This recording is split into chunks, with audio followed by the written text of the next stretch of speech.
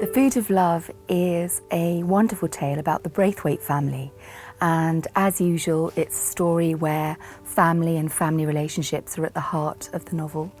It's written from the mum's perspective, Freya, who to all intents and purposes is a great mum, so it really pulls the rug from under her feet when her youngest daughter Lexi is diagnosed with anorexia. In fact, it's her school that first brings it to her notice, and Freya's very dismissive. It's almost as if, do you think I don't know my kids? I'd know if that was happening under my roof.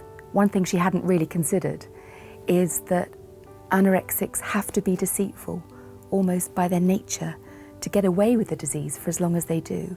And to do it successfully without intervention, you have to be quite sneaky.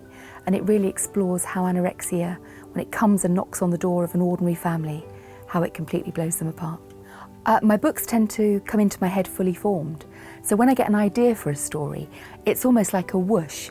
And I didn't realise that didn't happen to everyone until I started talking to other authors. So then what I have to do is make sure that I make that story authentic by talking to real people who have suffered or have been affected. I talk to usually between 10 and 12 families, particularly women, as that's what I tend to write about. And that gives me enough of an idea to know whether my story's tracking right. Audiobooks have always been a huge part of my life. I grew up in a house without any books, and I remember being at school and having a story read to me, and it just felt like, to be wrapped in that blanket of words and held safe and let your imagination run wild. It felt like the most amazing gift. I still love being read to. Sadly, there aren't too many people that want to read to you. So, Audible is the answer for me.